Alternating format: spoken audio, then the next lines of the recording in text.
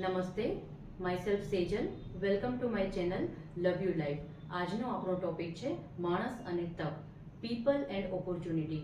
Chance, તક, opportunity બધાને મળે છે, છતાં અમુક લોકો જ એને સારી રીતે યુઝ કરી શકે છે, જસ્ટિફાઈ કરી શકે છે અને સક્સેસ મેળવી શકે છે.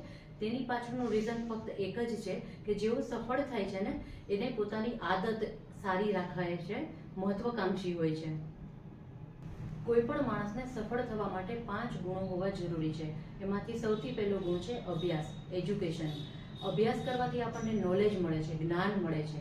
નવી ટેકનોલોજી કઈ રીતે યુઝ કરવી તેનું નોલેજ મળે છે. અભ્યાસ ન હોવાથી એક વખત આપણે ચલો સફળ બિઝનેસમેન તો થઈ જશું, પણ બિઝનેસને કઈ રીતે ગ્રો કરવો એના પર આપણે બીજા પર આધાર રાખવો પડશે, કોઈ બીજા પર ડિપેન્ડન્ટ રહેવું પડશે. તો અભ્યાસ એક ઇમ્પોર્ટન્ટ છે ગુણ, જે આપણા બધામાં હોવો જરૂરી છે. બીજો ગુણ જે આપણા બધામાં હોવો જરૂરી છે એ છે આદત, હેબિટ્સ. સારી હેબિટ્સ હોવી એક સૌથી સારો ગુણ છે. સારી હેબિટ્સમાં આપણે કન્સિડર કરી શકીએ સવારે વહેલા ઉઠવું, એક્સરસાઇઝ કરવી, યોગા કરવા, હેલ્ધી ભોજન લેવું. આ બધી હેબિટ્સથી આપણને 2 ફાયદા થશે. એક તો આપણો પર્સનલ ગ્રોથ તો થશે જ, પણ સાથે સાથે આપણો બિઝનેસ પણ ગ્રો થશે. બિઝનેસ કઈ રીતે ગ્રો થશે હું તમને એક એક્ઝામ્પલ આપીને સમજાવું છું. જો આપણી હેબિટ સારી હશે ને તો આપણને હેલ્થ ઓટોમેટિક આપણી સારી થઈ જશે, અને જેની હેલ્થ સારી તેને નવા વિચાર આવશે, એનામાં એક નવો ઉત્સાહ હશે. જેમ કે આપણામાં કહેવત છે ને, પહેલું સુખ તે જાતે નર્યા. તો જેની હેલ્થ સારી હશે એને નવા વિચાર આવશે, એનો જુસ્સો જ અલગ હશે. તો સારી આદત હોવી આપણામાં એ બહુ જ જરૂરી ગુણ છે.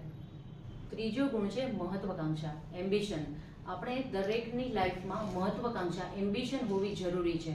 આપણે લાઈફમાં એક ગોલ સેટ કરવો જરૂરી છે. જો આપણી લાઈફમાં ગોલ જ નહીં હોય તો આપણને સમજાશે જ નહીં કે આપણે શું કરવું જોઈએ. તો દરેકની લાઈફમાં એક ગોલ સેટ કરવો જોઈએ. એક વખત આપણે ગોલ સેટ કરી લેશું ને તો પછી આપણે આગળ શું કરવું તે આપોઆપ આપણા પ્રોબ્લેમ્સ બધા જાતે જ સોલ્વ થતા જશે. તો મહત્વકાંક્ષા હોવી ખૂબ જ જરૂરી છે. ચોથો ગુણ છે પ્રામાણિકતા, ઓનેસ્ટી. બધાએ પ્રામાણિક હોવું ખૂબ જ જરૂરી છે. એના 2 ફાયદા છે.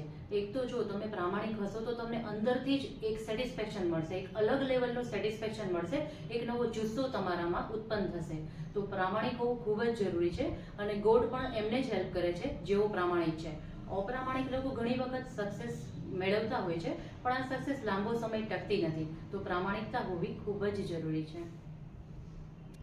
પાંચમો અને અંતિમ ગુણ જે આપણા બધામાં હોવો જોઈએ એ છે સમયનો સદુપયોગ, ટાઈમ મેનેજમેન્ટ.